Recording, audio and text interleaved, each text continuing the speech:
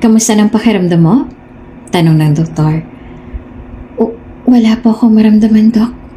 Mahina niyang sagot. Dahil pa yan sa anesthesia, but you're okay now. Nakaligtas ka mula sa operasyon. Maraming salamat po, Dok. Pinainom siya ng nurse ng tubig dahil nakaramdam siya ng panunuyo sa kanyang lalamunan. Pinagmasdan niya rin ang lalaking doktor na i-check ng maayos ang lagay niya. Bata pang doktor na ito. Sa tingin niya wala pa sa 30 ang edad. Ito raw ang magaling na doktor na nag-opera sa kanya. Hindi naman itinago ng mga ito sa kanya ang totoo na muntik na malagay sa panganib ang buhay niya, ngunit naagapan agad nila ito at nasalinan din kaagad siya ng dugo. Nasaan po ang fiancé ko? May dumating po ba sa mga pamilya ko?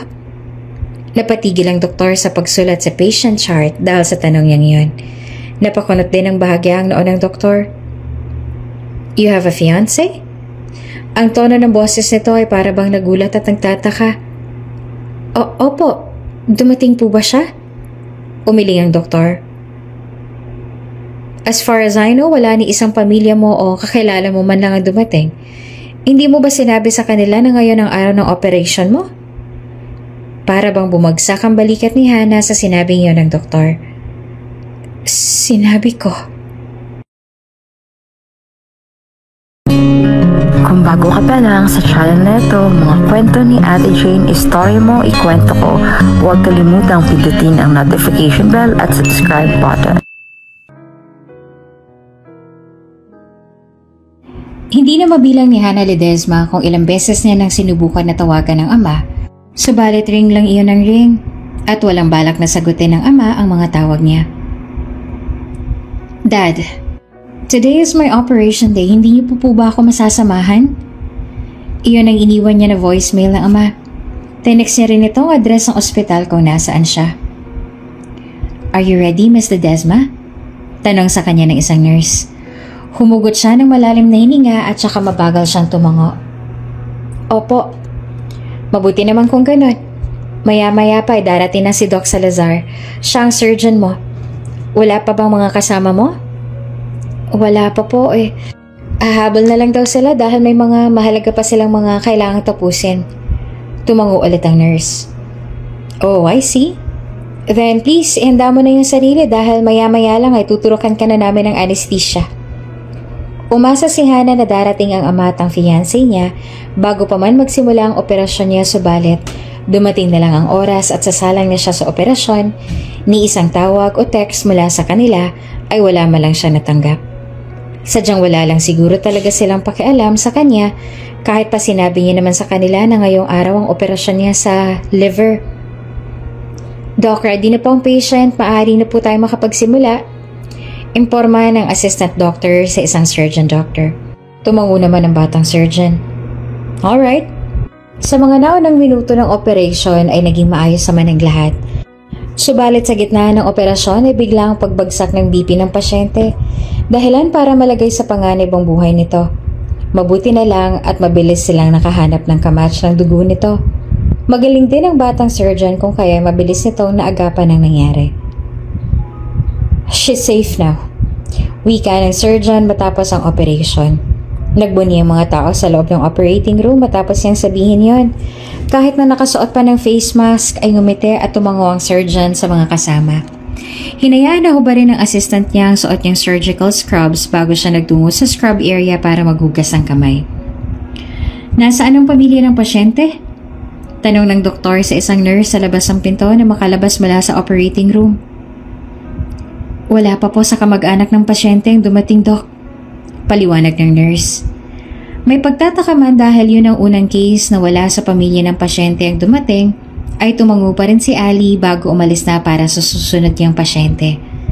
Samantalang matapos ang ilang oras ay nagkamalay na rin si Hana.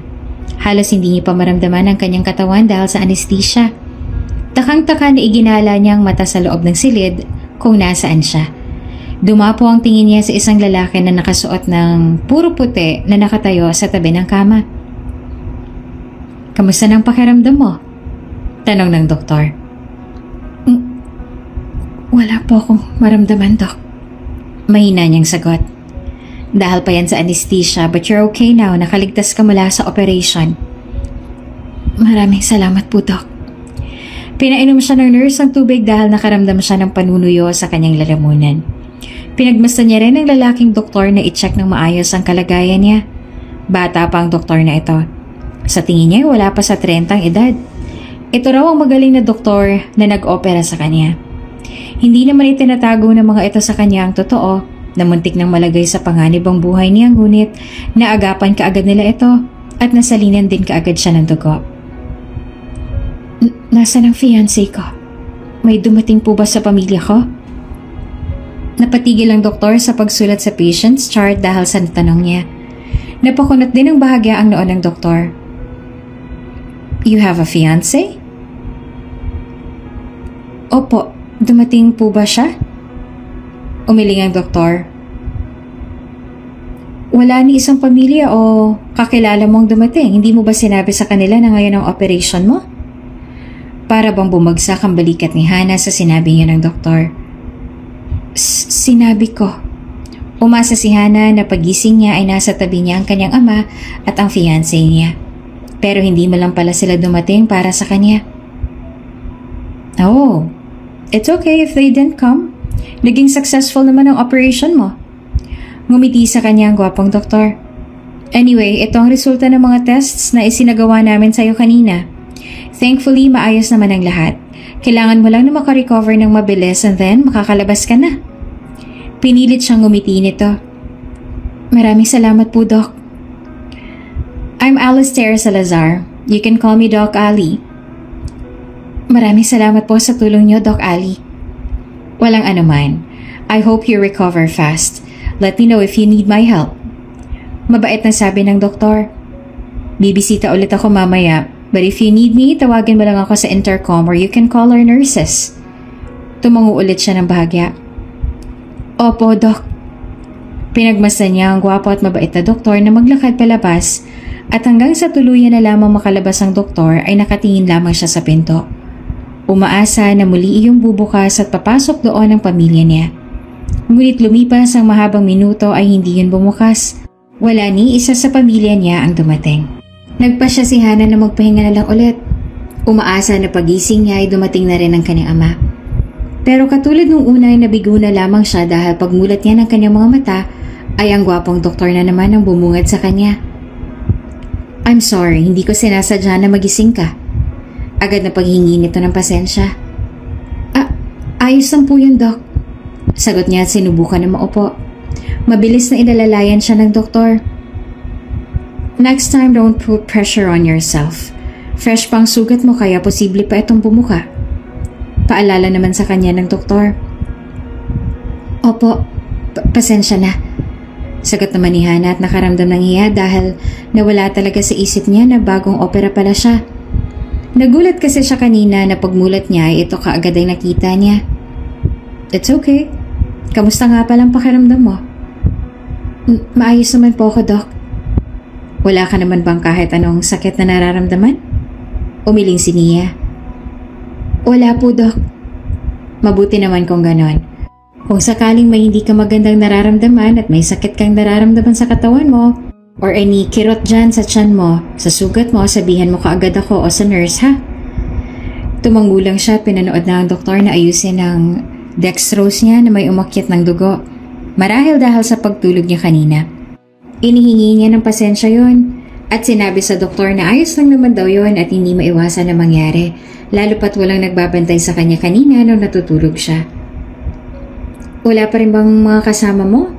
Pangalawang araw na ang sumunod na pagbisita sa kanya ni Doc Ali at yan pa din ang naging tanong nito sa kanya matapos itong tanungin ang nararamdaman niya. Wala pa, Doc eh. Ang kaibigan ko ay nasa flight pa at mamayang madaling araw pa daw ang dating niya. Oh, tumango-tango naman si Doc Ali.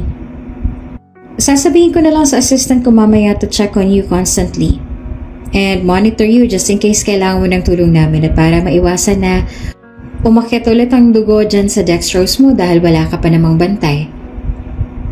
May mga nagbabantay po ba talaga sa mga patients nyo sa mga monitor? Tanong ni Hana. Actually, no. We're only doing that sa mga patients namin na walang kasama para mas makasiguro na magiging maayos lang sila.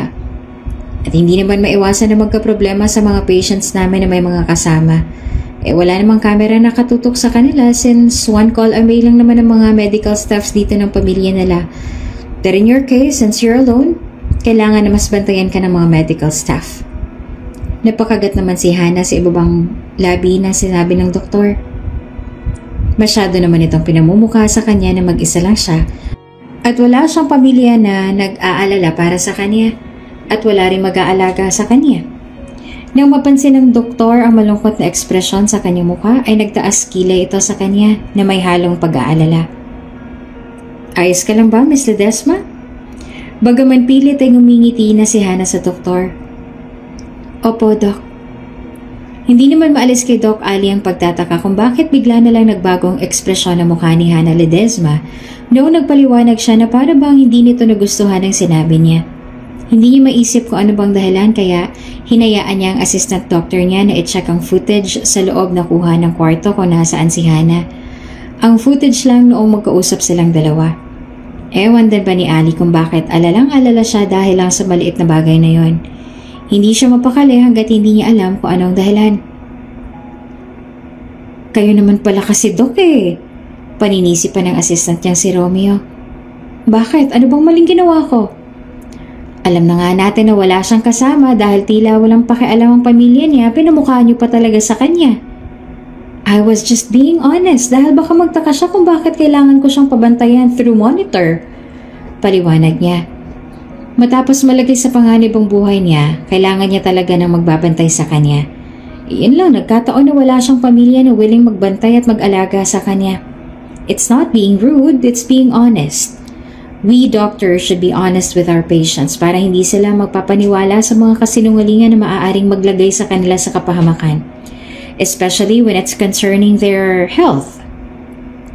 Nagbuntong hininga si Romeo sa kanya. Oo nga po, Doc. Tama naman ang ginawa at sinabi mo sa kanya kanina pero ang case ay tama ang ginawa mo. Pinapatahimik ka ba ng konsensya mo ngayon after mong masaktan ang damdamin niya? Di ba hindi? Hindi na sumagot si Doc Ali. Sa totoo lang ay aaminin niya na nakakaramdam nga naman talaga siya ng guilt at inaamin niya rin sa kanyang sarili na nagkamali siya dahil masyado siyang naging honest sa mga salita niya. Kung pwede nga naman na i-sugarcoat ang mga sinabi niya kanina, sadyang nasanay lang siguro talaga siya na prangka siya sa mga naging patients niya kaya ganan siya. Kung ganon, anong dapat kong gawin para hindi na siya maging malungkot dahil sa mga sinabi ko? Tanong ni Ali. Sigurado ako na didibdibin ni Miss Lonely patient ang mga sinabi mo. Baka nga hindi na siya makatulog mamaya kaya ang mabuti pa na gawin niyo ay humingi ng pasensya sa kanya sa mga sinabi mo kanina. Mas lalo lang siyang pinapakonsensya ng gago na to. Nag-worry na nga siya dahil imbes na makatulong ay nasaktan niya pa ang loob ng malungkot niyang pasyente. In what way? Tanong ulit ni Doc Ali. How do you think should I apologize to my patient since I only do it when I fail the operation, which has not happened yet? Naku, Doc, kakaiba rin talaga kayo, no? Kahit paghingi ng tawad, hindi niyo rin alam. Ilang beses na napailing sa kanya si Romeo. Cause I'm always right. Ay, naku, ewan ko sa'yo, Doc.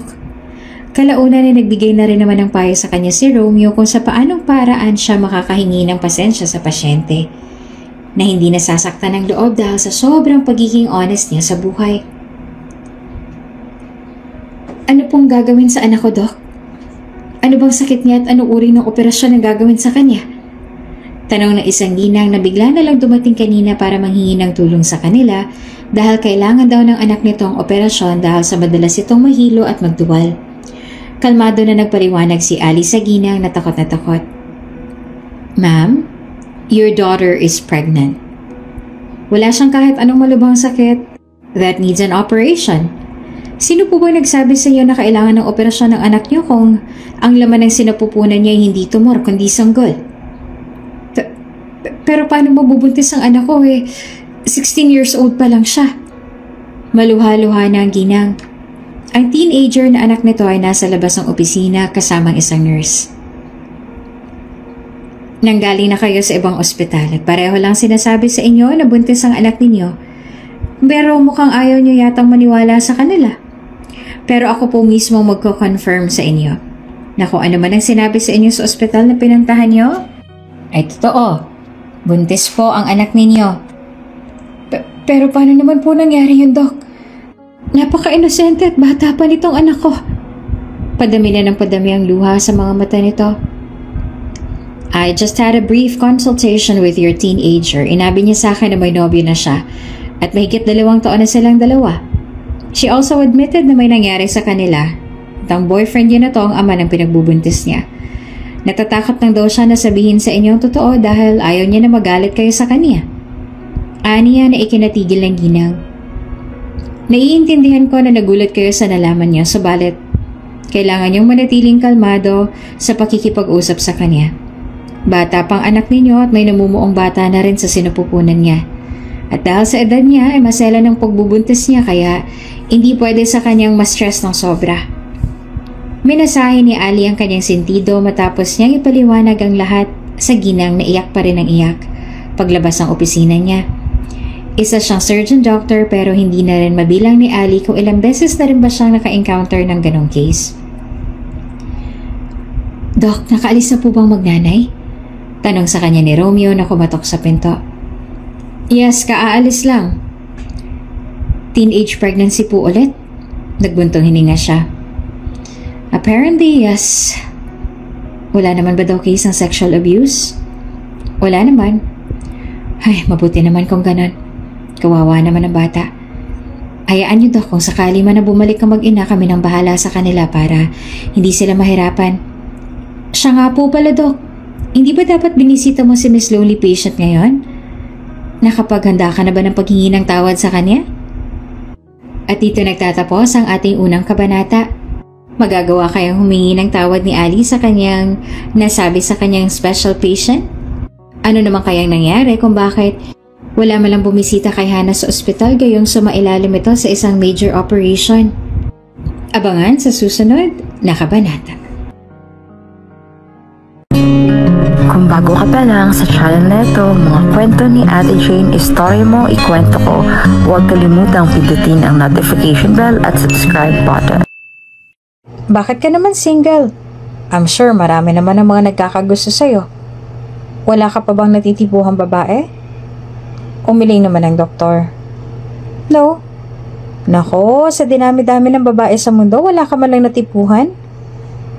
I already have my eyes on someone. But they're no longer available for me.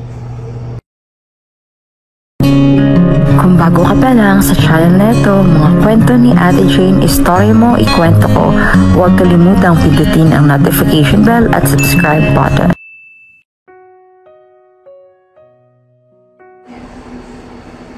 Mabuti naman kung ganon, kawawa naman ang bata. Hayaan niyo, Doc. Kung sakali na bumalik ang mag-ina kami ng bahala sa kanila para hindi sila mahirapan. Siya nga po pala, Doc. Hindi ba dapat binisita mo si Miss Lonely Patient ngayon?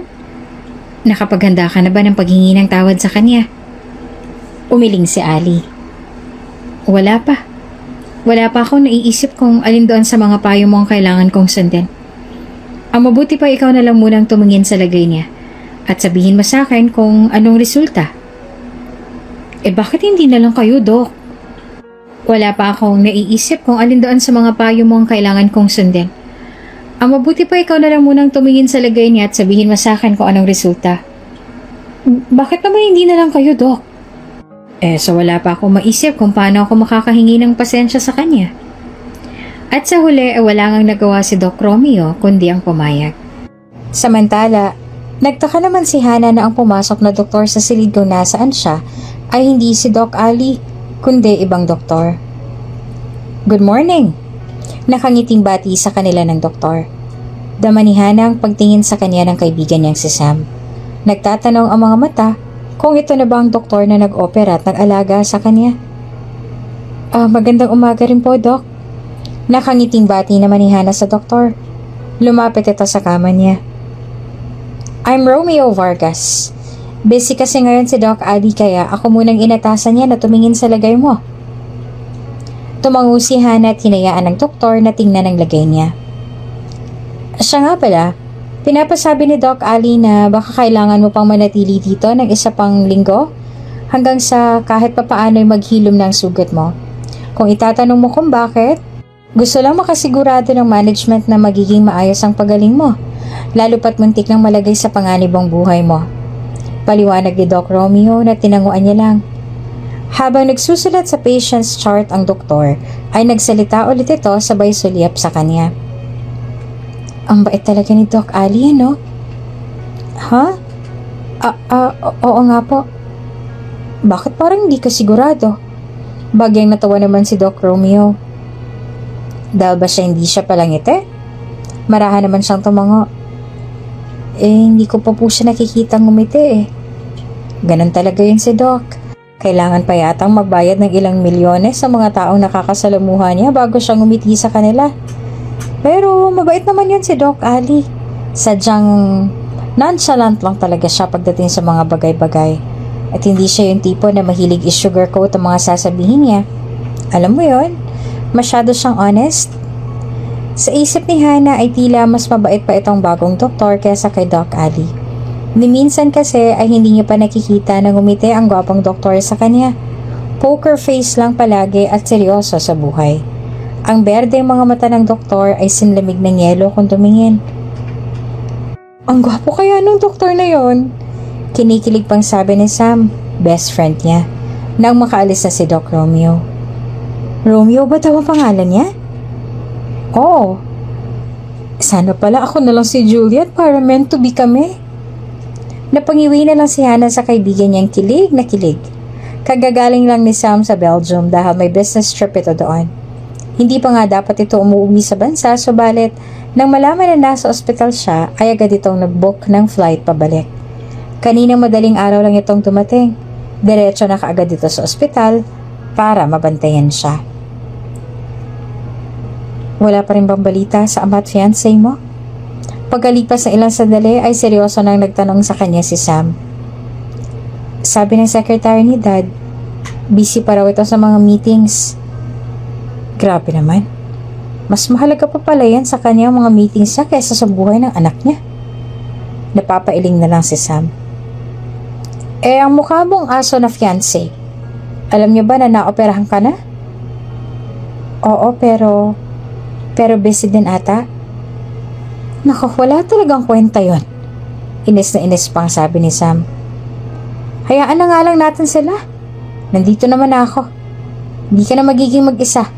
Akong bahala sa'yo. Aalagaan kita hanggang sa gumaling ka na. Sinuklian niya man ito ng matamis na ngiti. Salamat, Sam. Mabuti na lang talaga at nandito ngayon ang kaibigan niya kaya hindi na siya masyadong nalulungkot. Madaldal kasi ang best friend niya kaya punong-puno na ng ingay at tawanan ng kwarto niya. Bandang gabi na nung kumatok ulit sa pinto. Ilang sandali pa ay bumukas iyon at pumasok sa loob si Doc Ali na may dala pang isang pumpo ng rosas. Magandang gabi. I'm here to give you your medication. Magalang na bati sa kanila ng doktor. Ngumiti at bumati si Hana pabalik sa doktor habang si Sam naman ay napapatulala dito. Lupapit sa kama niya si Doc Ali at nagtataka siya nang iabot nito sa kanya ang daladalang bulaklak. Nahihiwagain man, tinanggap ni Hana ang bulaklak. Para saan po to, Doc? Para sa'yo. Mas lalo siyang nagtaka at nagulat. Po? Gusto ko lang humingi ng pasensya sa iyo sa mga sinabi ko kahapon. Hindi ko naman kasi alam na nasasaktan ka na sa mga salitang binitawan ko. I didn't mean it. Hindi niya inaasahan na talagang hihingi ito ng pasensya sa kanya dahil lang sa mga nasabi nito na hindi naman masama. Ayos lang po yan, agap niya. Nauunawaan ko naman po ang sinabi niya saka hindi na po ako mag-isa ngayon. Kasama ko ng kaibigan ko. Tiningnan ni Ali ang kaibigan niyang si Sam para bang napako na sa kanyang uupuan at nakatulala lamang sa gwapong doktor. Hi, I'm Alistair. Hello po, Doc. Biglang sigla naman ang tono ng boses ni Sam. Totoo pala ang sinabi sa akin ng mga nurse na sobrang gwapong doktor daw ito. Ngumiti ng bahagya si Ali at iyon na siguro ang unang beses na nakita niyang ngumiti ito. Pero Hindi naman umabot sa mga mata nito ang kanyang ngiti. It's like a business smile. Thanks. Pamilyado ka na ba, Doc? Biglang tanong ulit ni Sam. What? Sam, ano ba namang klaseng tanong yan? Saway ni Hannah sa kaibigan at nakaramdam ng hiya ng sulyapan niya si Doc Ali. Inosente na tininan siya ni Sam. What? Nagtatanong lang naman ako ah. He's so gorgeous kaya. Sayang naman kung wala pang nagmamayari sa kanya. Baka pwedeng ako na lang? What? Napahiyaw pa si Hannah sa kaibigan niyang natawa naman. I'm single. Sagot naman ni Ali. Wow! Really? With that gorgeous face, single ka? Tila hindi naman makapaniwala si Sam. Yeah. Bakit, Doc? Anong bakit? Bakit ka nag-single? I'm sure marami naman ang mga nagkakagusto sa'yo. Wala ka pa bang natipuhan na babae? Umiling naman ang doktor. No? Nako, sa dami ng babae sa mundo, wala ka man lang natipuhan? I already have my eyes on someone. But they're no longer available for me. And why not? Taken. Tipid na sagot ni Doc Ali. Habang inihanda ng doktor mga gamot na kailangan niyang inumin, ay panay daldal pa rin si Sam. Tanong ito ng tanong sa kung ano nga bang bagay sa doktor at si Hannah na lang ang nakaramdam ng hiya para sa kaibigan. Minsan din kasi ay masyadong personal ang mga tinatanong ni Sam. Bakit naman ganun ang mga tanong mo sa doktor? Sabi ni Hannah sa kaibigan nang maiwan na sila sa loob ng silid dahil may susunod pa na pasyente daw si doktor. Why not? Ani naman ni Sam na kinikilig pa rin. Masyadong personal ang mga tanong mo sa kanya kanina. Mabuti na lang at hindi siya nagalit. Gusto ko lang naman malaman eh. Bakit hindi ka ba nagagapuhan sa kanya? Siya na ata ang pinakagwapong lalaki na nakita ako sa buong buhay ko. Gusto kong masigurado kung free nga ba siya na magustuhan ng isang katulad ko. Napailing-iling si Hannah sa kaibigan. Nako, ewan ko sa'yo, Sam. Umira pa si Sam. Pero aaminin mo, nagagapuhan ka rin sa kanya. Feeling loyal ka lang sa mukha mong asong fiancé. Nakaka-inlove nga siya kasi nagawa niya pang humingi ng tawad sa'yo. Kahit na humingi na rin siya ng pasensya mo. May pabulaklak pa talaga siya. Yung mukhang aso mo bang fiancé, ni minsan ba inabutan ka na ng bulaklak? Hindi naman kailangan na bigyan ako ng bulaklak dahil hindi naman namin mahal ang isa't isa. Bakit? Kailangan ba na mahal muna ng dalawang taong isa't isa bago sila magbigayan ng bulaklak? Ang ibig sabihin ba nun ay mahal ka ni Doc Ali kaya kanya binigyan ng bulaklak? No? Mabait lang talaga siguro si Doc. Exactly. Kahit hindi ka sana mahal ng Franco na yon, marunong pa rin siya sanang magpakita ng kindness at appreciation sa'yo. Ang kaso wala talaga siya. Mukha na nga siyang aso, masama pang ugali niya. Hindi katulad ni Doc Ali. Gwapo na nga, mukhang mayaman, mabait at maalaga pa. Nako na, sa kanya na siguro ang lahat. Maalaga pa siya sa'yo. Feeling ko nga, match kayo sa isa't isa eh. Akin na lang si Romeo.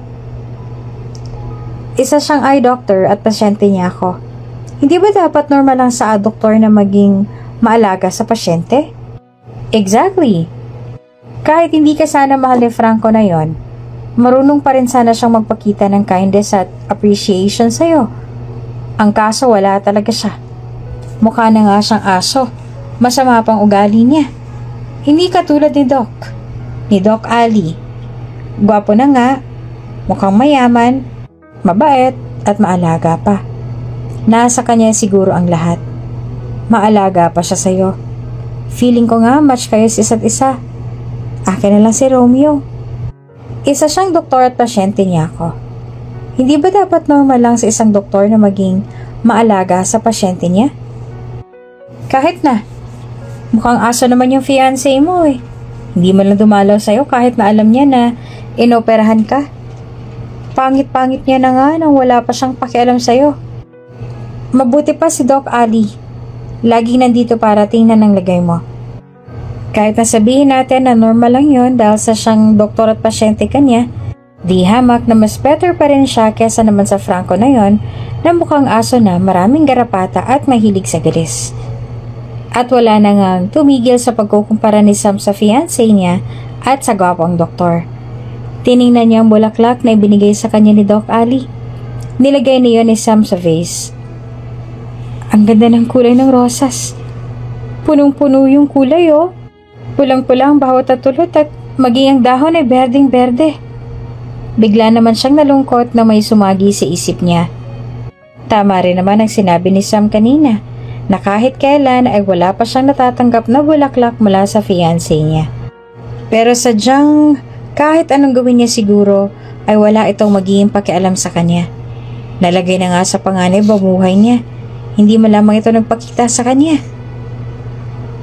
Sabihin mo sa akin kung masakit ha, sabi ni Doc Ali. Sa ganon ay nakahiga na si Hana. Siya pa ang umako na maglilinis ng sugat nito at magpapalit ng bandage. Ewan din ba ni Ali kung bakit siya pang nag-offer na gumawa nito? Hindi niya naman na dapat trabaho. May mga nurse naman kasi na naka-assign para sa trabaho na to. Siya lang talaga ang nag-offer. Kahit nga ang pag-check sa kondisyon nito araw-araw, hindi niya naman natrabaho dahil sa isang surgeon at may ibang mga doktor ang dapat na mag-asikaso at tumingin dito. Pero, siya pa rin ang nag-offer. Kung anong dahilan, ay hindi rin namin alam ni Ali. Hindi niya na rin gaanong iniisip dahil sa huli ay siya lang din ang mai-stress. Biglang hinawakan ni Hana ang kamay niya kaya tiningnan niya muna ang mukha nito. Bakit? Nasasaktan ka ba? Hindi.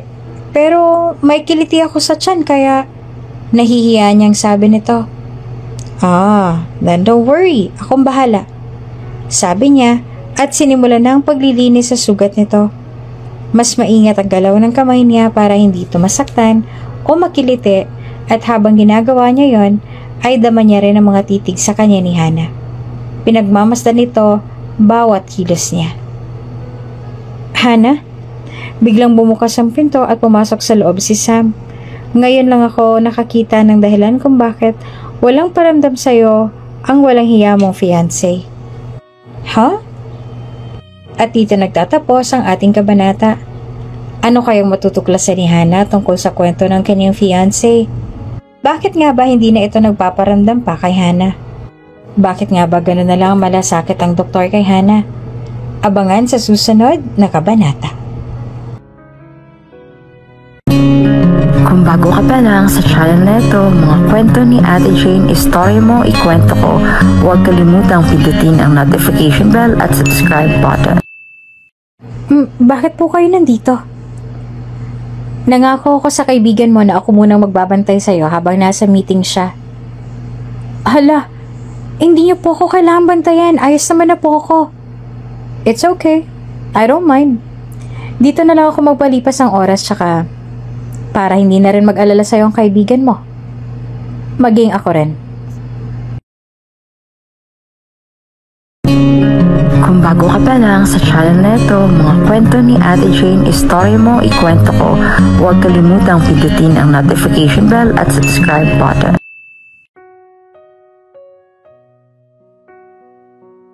Hana! Biglang bumukas ang pinto at pumasok sa loob si Sam. Ngayon alam ko na ang dahilan kung bakit walang paramdam sa'yo ang walang hiya mong fiancé. Maging si Ali ay natigil sa paglilinis sa sugat ni Hana. Lumapit naman si Sam sa kama at may kung anong ipinakita sa kaibigan sa cellphone nito. Look ko, nasa Paris sila ng haliparot mo ang stepsister. Nagdi-date pa ang mga animal at talagang suportado rin sila ng walang kwenta mong pamilya. Tiningnan ni Ali si Hana at agad na nagtagpo ang kanilang mga mata. Yumuko si Hana para maiwasan ang mga mata ni Doc Ali na hindi niya mawari kung anong emosyon ang naroon.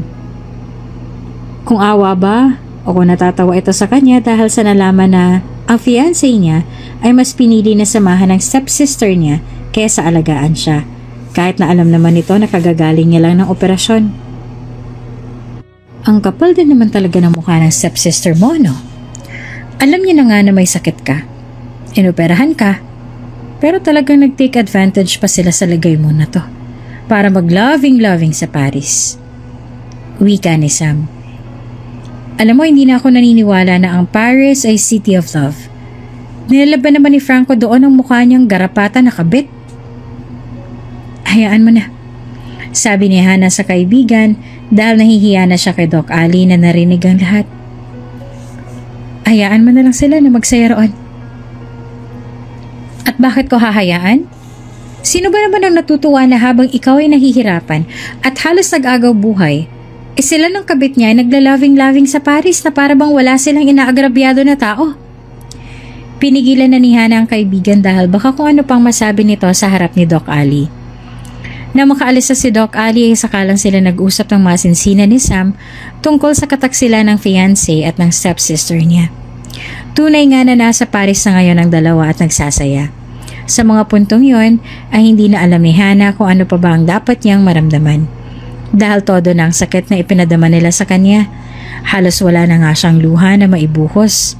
Inoperahan na siya, wala man lang ni isa sa pamilya niya nagpakita sa kanya at ngayon naman ay nalaman niya na nagtataksil sa kanya si Franco at ang stepsister niya. Doc Ali! Kalalabas lang ni Sam sa kwarto na makasalubong ito si Doc Ali na noon ay hinubad na ang suot na mask. Huminto naman si Ali sa tapat ni Sam. Bakit? May problema ba? Mabuti naman po nandito na kayo. I-check yun na po bang kaibigan ko? Wala kasi siyang kasama ngayon. Kailangan ko umalis sandali dahil may mahalagang meeting ako na kailangan daluhan. Iiwan ko sana muna sa'yo yung BFF ko eh.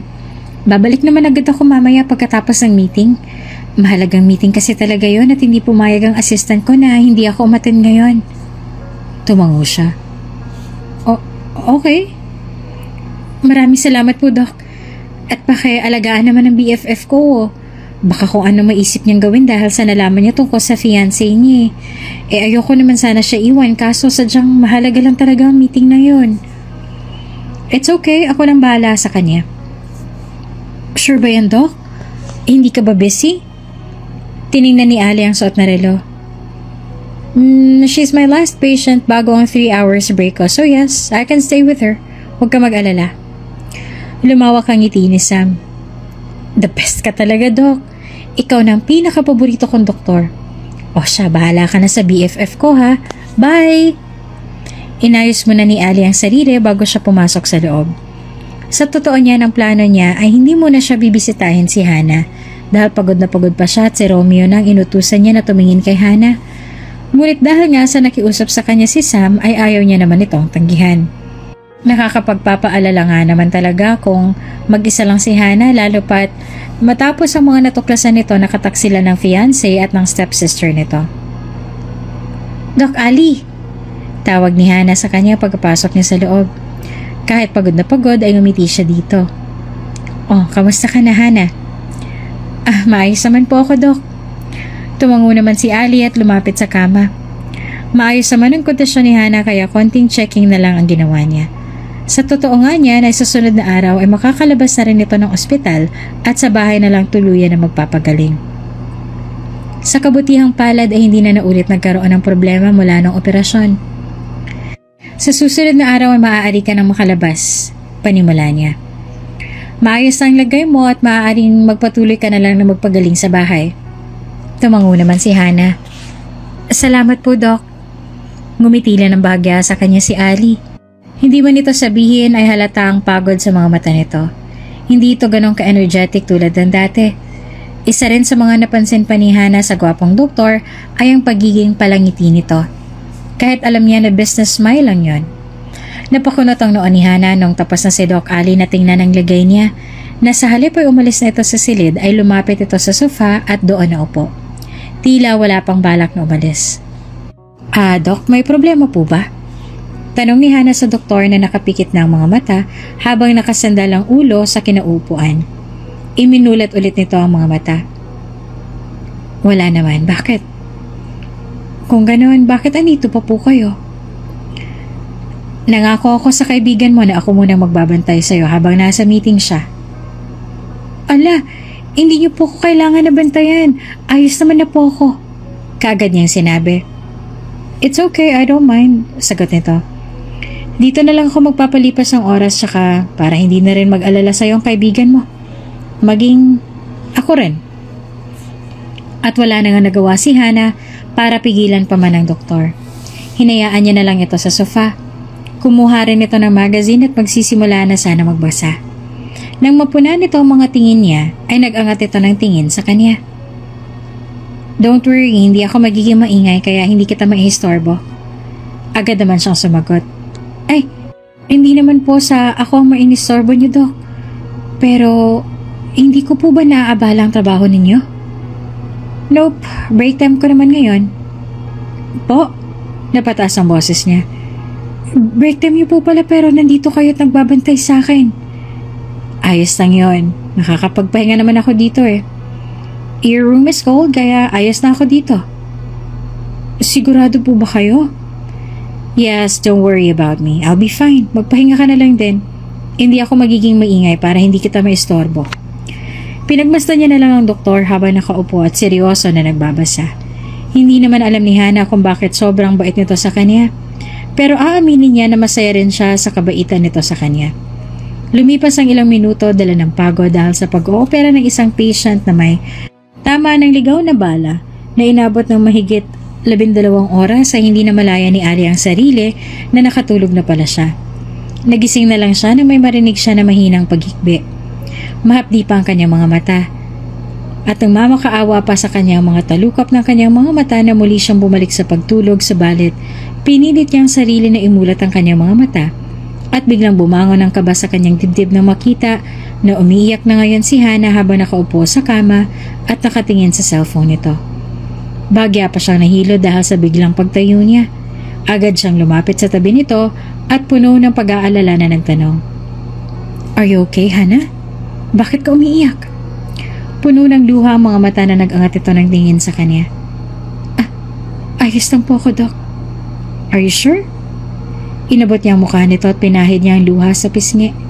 Bakit ka umiiyak? May masakit ba sa'yo? Umiling siya. Wala po, Doc. Then, nagkunot ang noon ito. Hindi mo magandang pakiramdam mo? Umiling ulit si Hana. Hindi rin po, Doc. Then what's wrong? What makes you cry? Napahikbi ito ng malakas. May message lang po ako na nabasa. Message? What message? Mas lalo pang dumami ang luha sa mga mata nito at doon ay napagtanto ni Ali na baka ay dahil yan sa pamilya nito o kaya naman ay sa manluloko nitong fiancé. At para pakalmahin si Hana ay inaya niya ito na lumabas muna para makapagpahangin sila. Hindi naman maaaring maglakad ng matagal si Hana kaya binuhat niya na lang ito mula sa kama at pinaupo sa wheelchair na nakaabang sa tabi ng kama nito. Maganda magpahangin sa hardin, doon kita dadalhin. Sabi ni Ali habang tulak-tulak niya ang wheelchair kung saan nakaupo ang pasyente. Doc Ali, saan kayo? Nagtataka na tanong ni Romeo na nakasalubong nila. Magpapahangin lang sa garden. Tugon niya na ikinakunot lang noon ni Romeo, subalit wala na itong sinabi at hinayaan na lang silang lagpasan ito. Maging ang ibang nurse naman na madadaanan nila ay takang-taka na makita sila. Marahil dahil yun ang unang beses na ginawa ni Doc Ali ang ganito sa isang pasyente. Pero hindi niya na lang sila pinagtuunan ng pansin. Maganda dito, di ba? Tanong ni Ali nung nasa hardin na sila. Dito ako madalas tumambay kapag pagod na ako sa trabaho at may ilang oras lang ako para magpahinga. Napapawi ang pagod ko kapag nandito ako. So I hope na mapawi rin dito ang lungkot na nararamdaman mo ngayon. Ngumiti naman sa kanya si Hana. Iyon ang unang beses na ngumiti ito ng ganon sa kanya. Madalas kasi nahihiyang ngiti lang ang lagi niyang nakikita dito. Iyon ang unang beses na nakita niyang genuine na ngiti sa labi nito at aaminin ni Ali na maganda talaga si Hana. Maraming salamat sa pagdala mo sa akin dito, Doc. Kung maging shy na pangiti na rin. Walang anuman. I hope gumaan ang loob mo, kahit papaano. Umihip ang malamig na hangin at pinagmasdan ni Ali ang dalaga na ipikit ang mga mata para namnamin ang malamig na simoy ng hangin. Sila lamang ang tao ngayon sa hardin. Solong-solo nila ang lugar na ito kaya mas makakapagmuni-muni sila ng maayos dito. Doc? Tawag sa kanya ni Hana, kaya bumaling ang tingin niya dito. May tanong po ako. Sure, what is it? Pangarap niyo po ba talaga na maging isang doktor? Hindi naman alam ni Ali kung bakit gano'n na naging tanong nito pero sinagot niya pa rin ito ng tapat. Yes, bata pa lang ako, ito na talagang gusto ko pagtanda ko. Hana smiled and nodded slightly. Kaya po pala halatang mahal na mahal niyo talaga ang trabaho niyo. Yes, it's the love of my life. Maging ang magulang ni Ali ay iyon ang madalas na may puna sa kanya. Ang sobrang pagmamahal niya sa kanyang trabaho. Ang iniisip nga ng magulang niya ay sobrang ng pagmamahal niya sa kanyang trabaho ang dahilan kung bakit hanggang ngayon ay single pa rin siya. Mula rin kasi na nakapagtapos si Ali sa medisina ay naging sobrang abala na siya sa paghahanda para sa bar exam. At nang makapasa ay naging isang ganap ng doktor. Halos sa trabaho niya na lang umiikot ang buhay niya. Sa totoo niyan ay may mga naging girlfriend naman si Ali noong nag-aaral pa siya. Pero mula nung nagtrabaho siya ay nawalan na rin siya ng oras para makipag-date. At sa edad niya nga ngayon, ang hanap na ni Ali ay seryosong pag-ibig. Para bang wala na siyang panahon sa laro-laro na date-date lang. Pang seryoso na talaga ang gusto niya.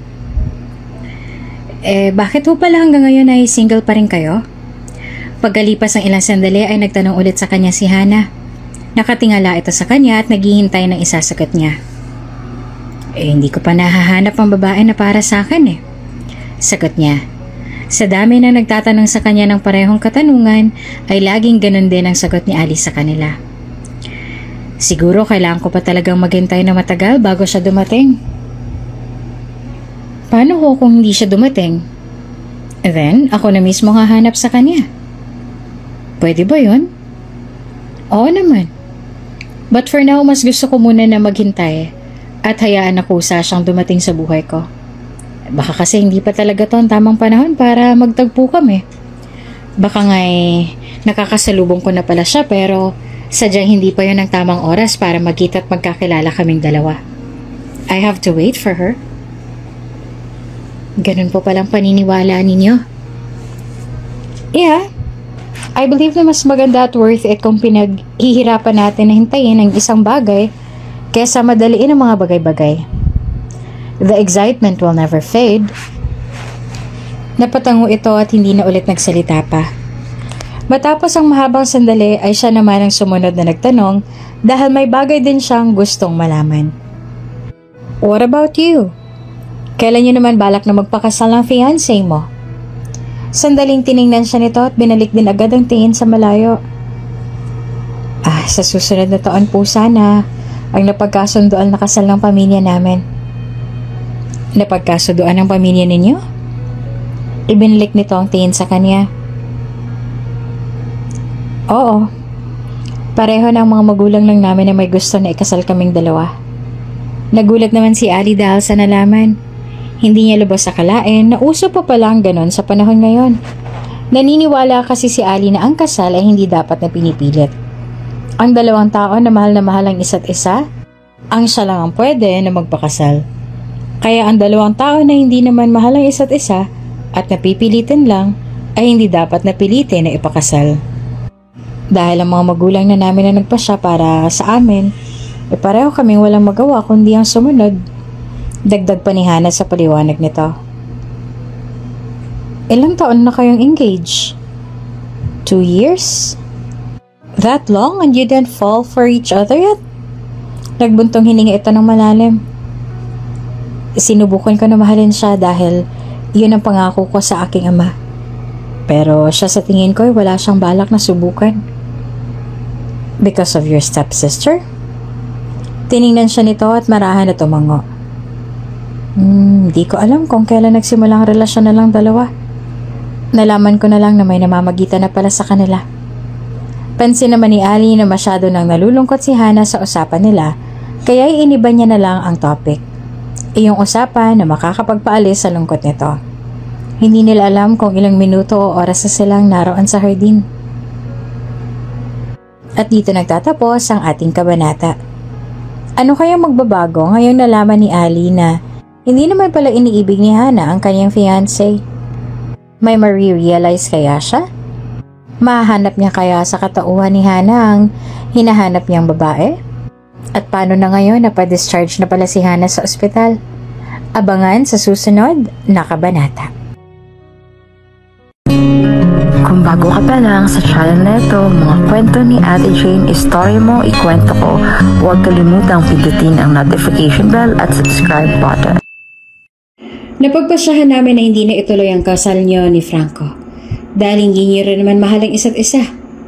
Seryosong wika ng ama. Kung gano'n ay sino pong ikakasal kay Franco? Si Natasha. Siya nang magpapakasal kay Franco. Kung bago ka pa lang sa channel na ito, mga kwento ni Ate Jane, Story Mo, Ikwento Ko, huwag kalimutang pindutin ang notification bell at subscribe button.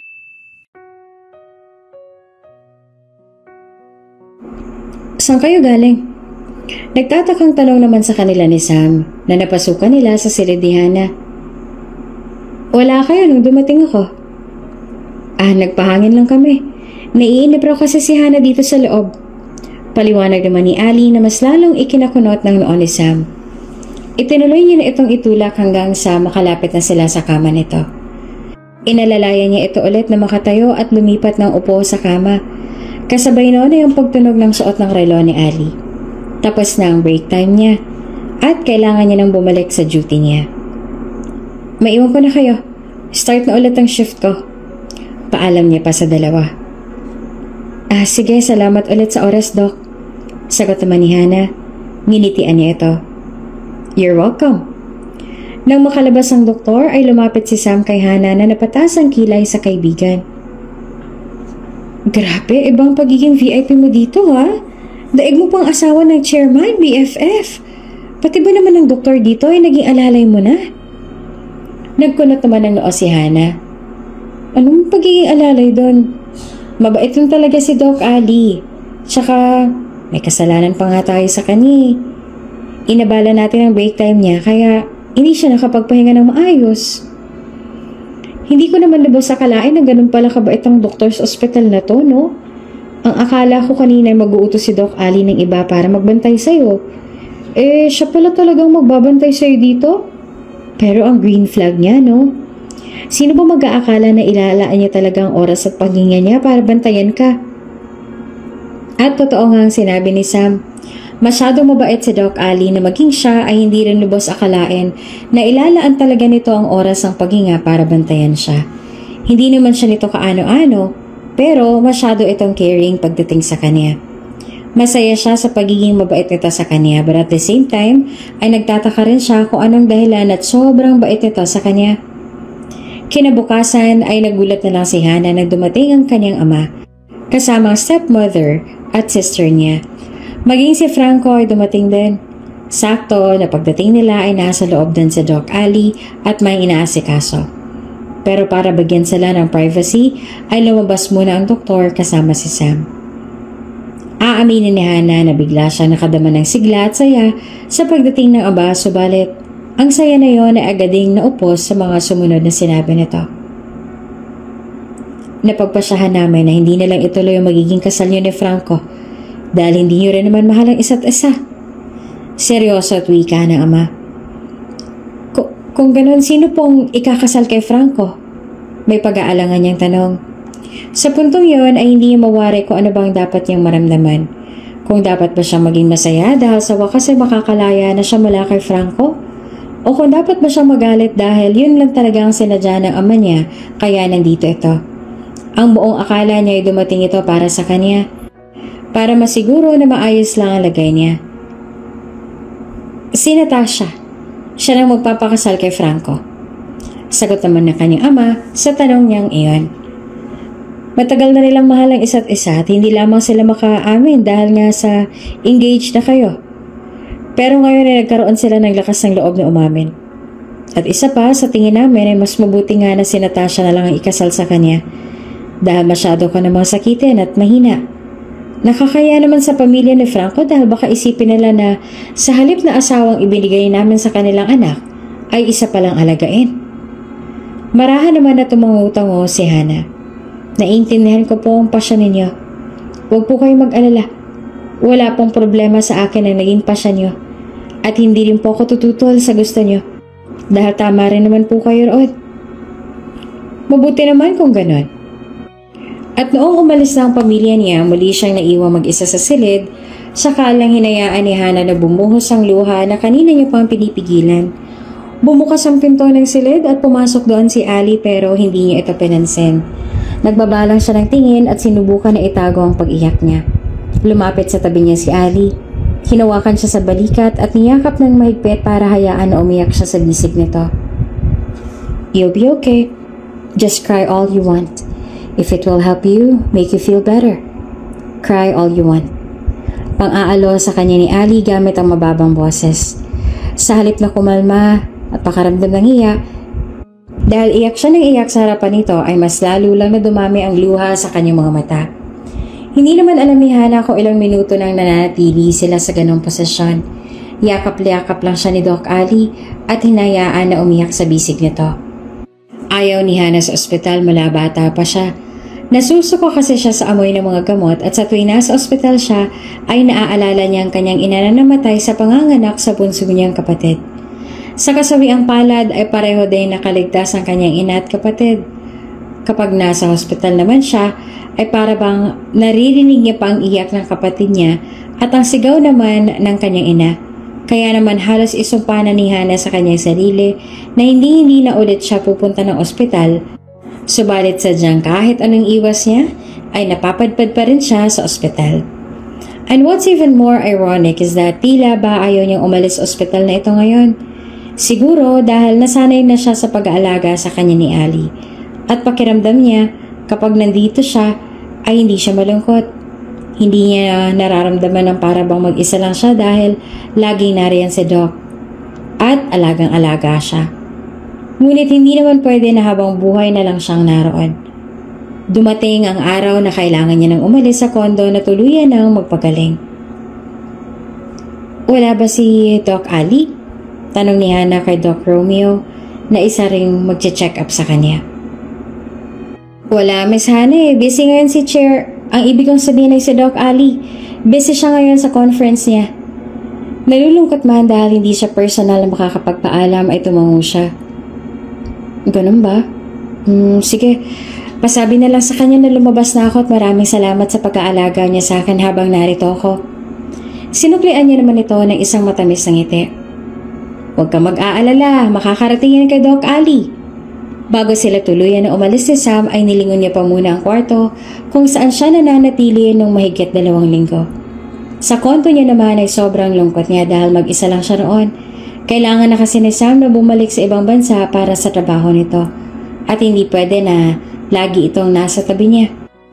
Ngayon na wala na sila ni Franco, ay umalis na rin siya sa bahay na nakalaan para sa kanilang dalawa sana.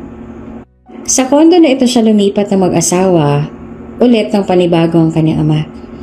Ngayon naman ay nagbabalik ulit siya dito at higit na mas malungkot pa ang nararamdaman niya ngayon. Para bang kung may anong kulang sa kanya ngayon. Well, of course, wala nang liver niya at hindi naman kanya ang liver na nasa kanya ngayon. Pero kakaiba ang pakiramdam niya. Para bang may kulang na sa kanya na hindi niya maipaliwanag kung ano. Siguro dahil sa nasanay na nga siya sa mga taong nakakasalamuhan niya roon. Hana, ayos ka lang ba riyan? Tanong ni Sam sa kausap niya ngayon sa FaceTime. Oo, ayos lang naman ako dito. Huwag ka mag-alala. Sagot niya.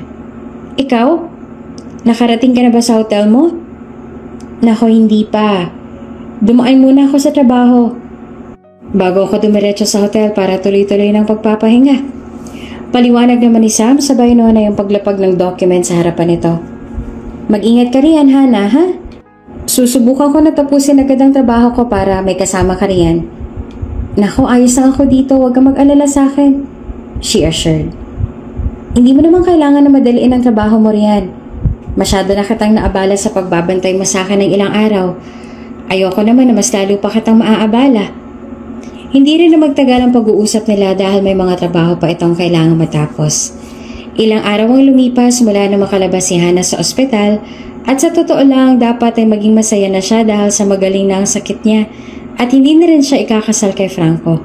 Subalit, hindi niya malaman ang dahilan at sa lumipas na araw ay palagi siyang nalulungkot. Hindi maalis-alis sa isip niya si Ali.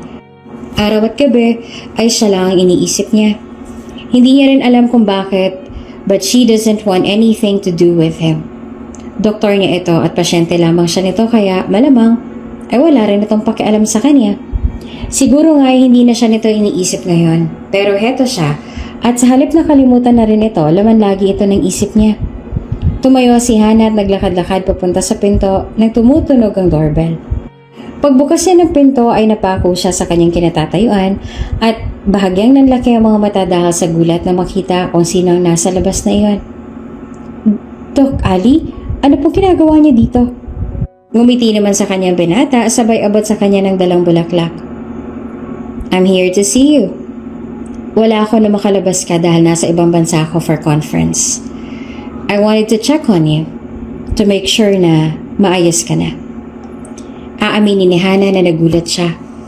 Bukod sa hindi niya inaasahan na makikita niya ang tao na laging laman ang isip niya, dahil na rin sa hindi niya lubos akalain na sobrang concern pala talaga ng mga doktor sa St. Sebastian Hospital para bumisita pa talaga sa bahay ng pasyente nila at alamin kung maayos nga lang ba talaga ang lagay nila. Gusto niyo po ba ng maiinom, Doc? Tanong niya nung nakaupo ito sa sofa. No need, hindi naman ako nauuhaw. Maupo ka na lang, baka bumukas pa mga sugat mo. Sinunod niya naman ang sinabi nito at naupo siya sa isahang sofa. Kailan lang po kayo bumalik ng bansa? An hour ago? Sagot nito. Dumaan muna ako sa ospital then tinanong ko si Romeo kung sakaling alam niya kung anong address mo. Nilagay mo yun sa record kaya natuntun kita dito. Maraming salamat po sa pagsadya sa akin dito. Ngumiti naman siya. I'm glad you seemed okay now. Opo.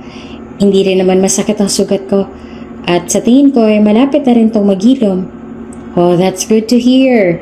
Iniinom mo pa rin ang mga gamot mo, hindi ba? Opo, sinusunod ko po lahat ng mga payo sa akin. Well, that's good. Ilang araw na sakop nito ang isipan niya kaya hindi niya na muna hinayaan na umalis agad ito. Inaya niya sa kondo niyang mag-lunch ito. At para na rin may kasabay siya, mabuti na lang ay pumayag naman ito. Ngunit dahil nga sa ayaw ni Ali na magpakapagod siya, dahil hindi pa raw tuluyan na naghilom ang sugat niya, at pagod din ito mula sa flight, nag-order na lang ito ng pagkain para sa kanilang dalawa. Mag-isa ka lang ba dito sa kondo mo? Tanong ni Ali habang magkaharap sila nakaupo sa dining table. Oo. Nung mag-asawa ng bagong aking ama ay dito na ako tumira. Paliwanag niya. Kahit nung engaged pa kayo ni Franco? Nung ma-engage kami, lumipat na ako sa bahay na nakalaan dapat para sa amin dalawa. Pero kahit doon na ako nakatira, ay nasa ibang bahay pa rin nakatira si Franco. Oh, tumango-tango si Ali. Para saan to? Nagtatakang tanong naman ni Hana. Hindi ko po alam eh. Napag-utusan lang po kasi ako ng ama ninyo na ibigayan sa'yo. Tugon naman ang lalaki. Nagpasalamat siya dito at muling isinara ang pinto. Inalalayan siya ni Ali na maupo sa sofa. Binuksan niya ang kulay red na envelope at inalabas ang laman. You are invited to Natasha Salvador and Franco Villanueva's engagement party. Ayos ka lang ba, Hana? Nag-aalalang tanong ni Ali na mapansing natigilan siya. Ha? Oo. Ayos lang ako. Nauutal pa ang boses niya. What's wrong? Bakit namumutla ka? Mariin na napalunok si Hana bago pinakita kay Ali ang hawak niya. Maging ang mga kilay nito ay nakasalubong na magkita ang invitation na hawak niya. So, they're really engaged. Wika pa nito. Yeah. Ang bilis din na magiging kasal nila. After engagement party, kasal na agad nila. Nag-angat ng tingin si Ali sa mukha niya. Nang mapansin nito ang lungkot sa mga mata niya, ay nagbuntong hininga ito. Aattend ka ba? Sinulubong niya nagtatanong na mata ni Ali. At dito nagtatapos ang ating kabanata. Ano kayang magiging tugon ni Hana? Sasama kaya siya doon sa party na yon? Magiging madalas na rin kaya ang kanilang pagkikita? Abangan sa susunod na kabanata. Kung bago ka pa lang sa channel na ito, mga kwento ni Ate Jane, Story Mo, Ikwento Ko, huwag kalimutang pindutin ang notification bell at subscribe button. Hindi ba ikaw ang doktor ni Hana nung inoperahan siya? Nagtanong si Natasha kaya tinignan at ninitian ito ni Ali. Yes, I'm the doctor. Kung ganun, bakit kasama ka niya ngayon? I don't remember inviting you here. I invited him. Nagsalita si Hana. Hindi ba't miyembro naman ako ng pamilya nito? Kaya may karapatan naman akong imbitahan ng boyfriend ko. Hindi ba? Kung bago ka pa lang sa channel na ito, mga kwento ni Ate Jane, Story Mo, Ikwento Ko, huwag kalimutang pindutin ang notification bell at subscribe button. Aattend ka ba? Sinalubong niya ang nagtatanong na mata ni Ali. Yeah. Sa tingin ko hindi maganda kung hindi ako magpapakita sa araw na yan. Mahalagang araw na yan para sa kapatid ko. At saka, baka kung ano rin ang isipan ng mga tao sa kanila pag hindi ako nagpakita. Matapos ang ginawa nila sa'yo, iniisip mo pa rin bang reputation nila? Saad ni Ali na parang hindi na makapaniwala sa kabaitan niya. Oo naman. Naiintindihan ko naman na kaya lang nila ginawa yun dahil sa mahalang nilang isa't isa. Naging sagaba lang ako sa kanila. Nagbuntong hininga si Ali kapag kuwan ay tumango ito. Kung dadalo ka, that will be the day after tomorrow. Do you want me to come with you? Gulat niya itong tiningnan. Ha? Sa engagement party ng ex-fiancé at ng stepsister mo? Gusto mo bang samahan kita? Sasamahan mo ako? Yeah, kung gusto mo, wala namang problema sa akin. Sagot ni Ali. Ilang segundo niyang tinitigan ang mukha nito. Sinisigurado niya kung seryoso ba ito sa sinasabi. Ngunit sa nakikita niya sa mga mata nito ay seryoso ito. Handa talaga itong samahan siya sa araw na yon. Pwede mo ba akong samahan? May pag-aalangan ng tono ng boses niya. Oo naman. Then, please, samahan mo ako. Ali smiled. Sure, I'll be there with you. Mabilis na lumipas ang araw at dumating na ang araw ng engagement party ni Natasha at Franco. Simple na body-fitted gown ang sunuot niya. Ganun pa man kahit sa tingin ni Hana ay simple lang ang suot niya, pinatingkad pa rin ng lalo ang ganda niya. Kitang-kita rin sa suot niya ang magandang hubog ng katawan niya. Naglagay na rin siya ng light makeup sa kanyang mukha. Sa ngayon ay inihintay niya na lang na dumating si Ali. Nangako ito na susunduin na lang siya para magkasama na silang pumunta sa venue ng party. Hi! Nakangiti na bati sa kanya ni Ali nang mapabuksan niya ito ng pinto. Tiningnan din siya nito mula ulo hanggang paa. You look gorgeous. Kaya nahihiya niya itong nginitian. Thank you. And you look very handsome as well. Walang halong kasinungalingan na sinabi niya dahil tunay naman na makapigil hininga ang itsura nito ngayon. Kulay itim na long sleeve ang suot nito na nakatupi hanggang sa siko nito. Nakaayos ang buhok nito at aaminin ni Hana na lagi naman itong gwapo sa paningin niya. Pero para bang may kakaiba sa araw na ito at sa mga mata niya ay mas doble ang kagwapuhan nito ngayon. Sa loob ng sasakyan, tahimik lang si Hana. Hindi niya kasi maintindihan kung bakit ganito na lang kabilis ang tibok ng puso niya at sa tuwing napapasulyap siya kay Ali ay nag-iinit ang pisngi niya. Samantalang pansin naman ni Ali ang pagiging tahimik ng dalaga sa passenger seat at mukhang may malalim din itong iniisip. Ang nasa isip ni Ali baka dahil yon sa nag-aalala ito sa party mamaya. Nagulat si Hana nang biglang hawakan ni Ali ang kamay niya. At dahil sa labis na gulat, ay bigla niya ring nailayo ang kamay niya. Nanlaki ang mga mata niya na tiningnan niya lang ang binata, natakang-taka rin habang nakatingin sa kanya. Wait, what's wrong, Hana? Nasaktan ba kita? Nag-aalala na tanong nito. Hindi, nagulat lang ako. I'm sorry. Ibibigay ko lang sana sa itong candy dahil mukhang kinakabahan ka. Bumaba ang tingin ni Hana sa kamay ni Ali na may hawak na candy. Gusto niyang batukan ang sarili niya dahil sa mga naglalaro sa isipan niya kanina. Ang akala niya kasi ay balak talaga ni Ali na hawakan ang kamay niya. Gusto lang pala siya nitong bigyan ng candy. At para maalis ang awkwardness ay kinuha niya sa kamay nito ang candy at saka pinilit siyang umiti at nagpasalamat dito. Nang maisubo ang candy ay tumingin siya sa labas ng bintana habang pilit niya pa rin na pinapakalma ang mabilis sa tibok ng puso niya. Pagdating nila sa venue ng engagement party, sa kanila agad ang mata ng mga tao sa loob. Ang iba'y nagulat habang ang iba naman ay nagsimula ng bulungan. Kung bulungan pa nga bang matatawag yon dahil rinig na rinig naman nila. Hindi ba siya yung unang fiancé ni Franco? Oo, siya nga yun. Yung stepsister ni Natasha.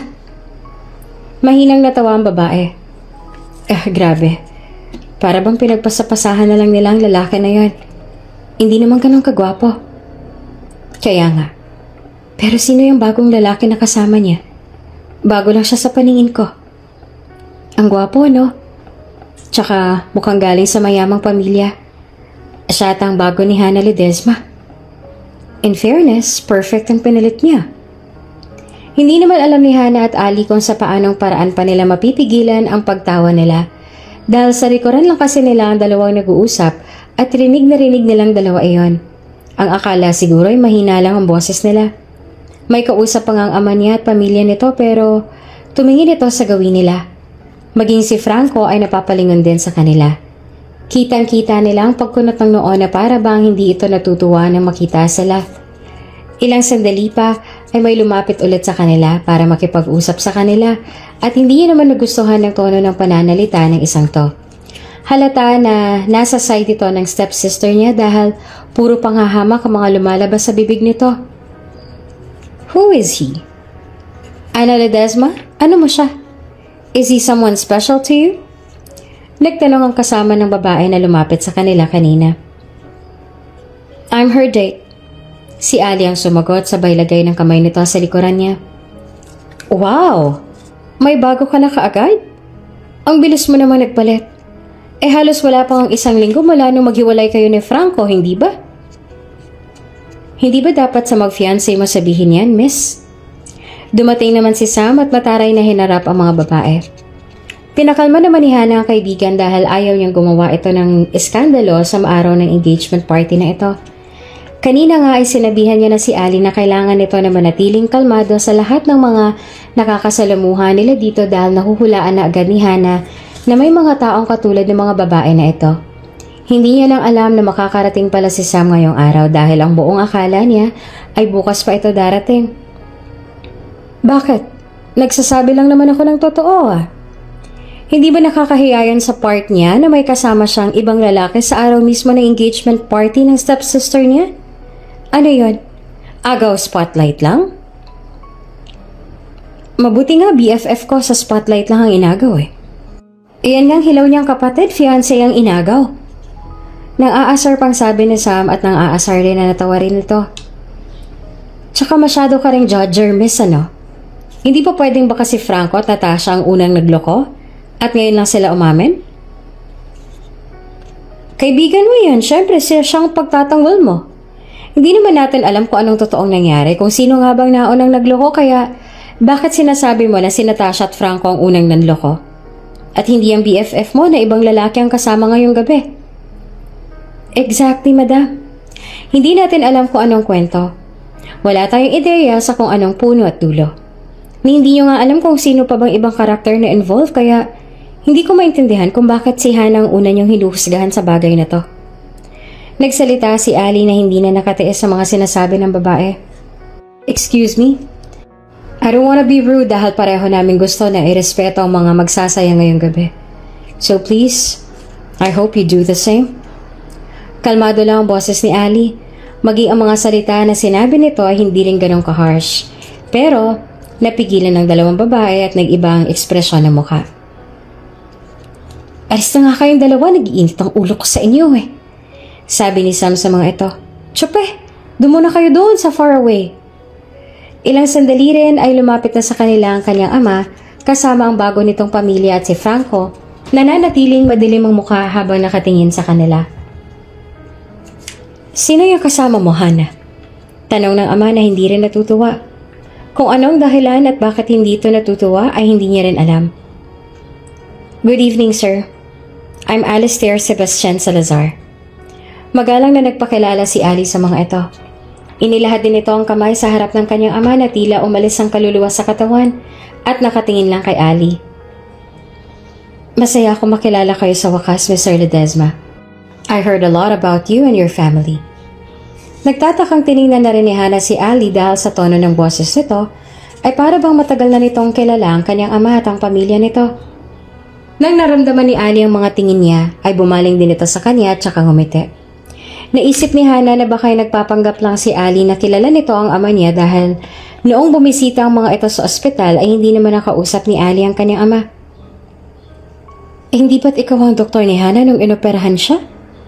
Nagtanong si Natasha kaya tiningnan at ginitian ito ni Ali. Yes, I'm that doctor. Kung ganun ay bakit kasama ka niya ngayon? I don't remember inviting you here. I invited him. Nagsalita si Hana. Kaya bumaling ang atensyon nila sa kanya. Hindi ba miyembro naman ako ng pamilya na to kaya may karapatan akong imbitahan ng boyfriend ko?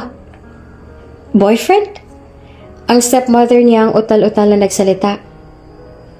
Boyfriend mo siya? Kumapit si Hana sa braso ni Ali. Yes, auntie. Boyfriend ko siya. Huwag ang masyadong big deal sa'yo ang pag-attend ni Ali sa cheap na engagement party niyo na ito, Natasha. Pasalamat ka na may taong may class din ang dumating sa engagement niyo na to. Tsaka, I'm proud to say hindi rin ako invited by you. Pero nandito rin ako dahil invited din ako ng BFF ko. Tsaka para ma-judge ko kayo. At nang aasar pa na ngumiti si Sam sa mga ito. Anyway, ang cheap ng party na to, halata na galing sa agaw lang. Joke lang. Inis na inis ang itsura ni Natasha dahil nga sa mga sinabing yun ni Sam. Nang humingi sila habang ang kanyang ama at stepmother naman ay nananatili na gulat na para bang hindi makapaniwala para sa kanila ang sinabi niya na boyfriend niya ito si Ali.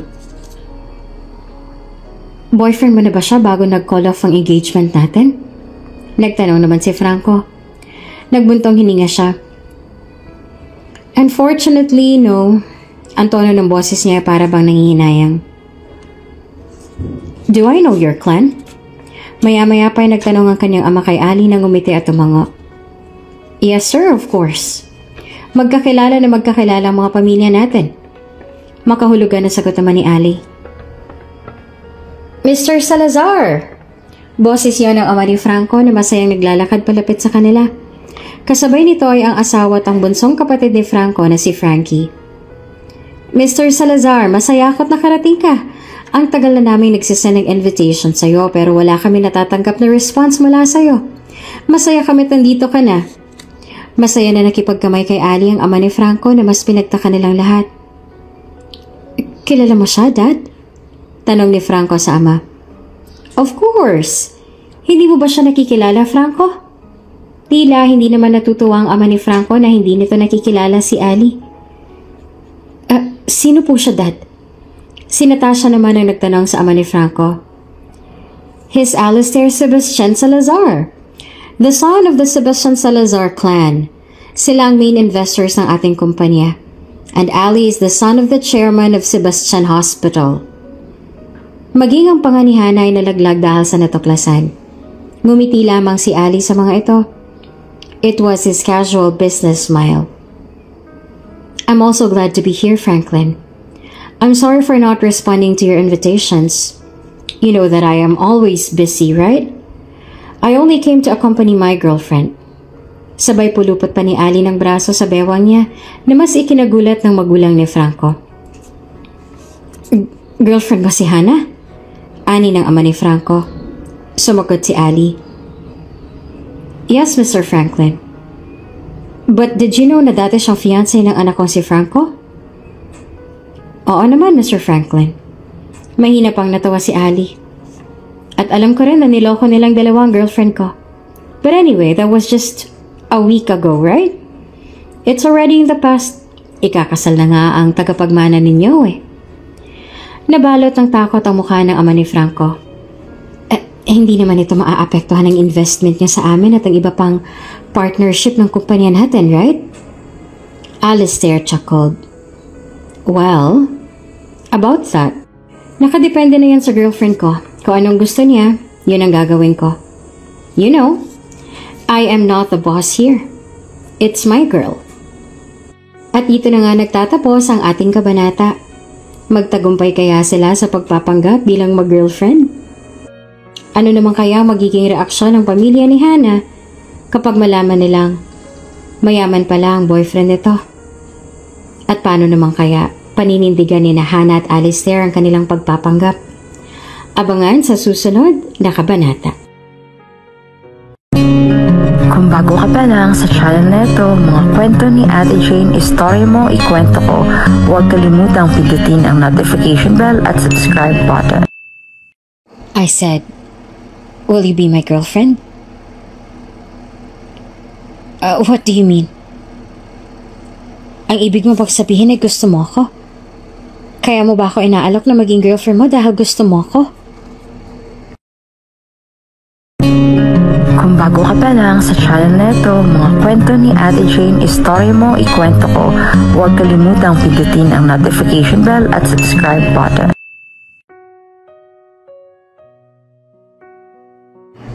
Magkahalong gulat at takot ang makikita sa mukha ng magulang ni Franco habang makikita rin sa mukha ng kanyang ama ang gulat, ngunit mas nangingibabaw doon ang galit.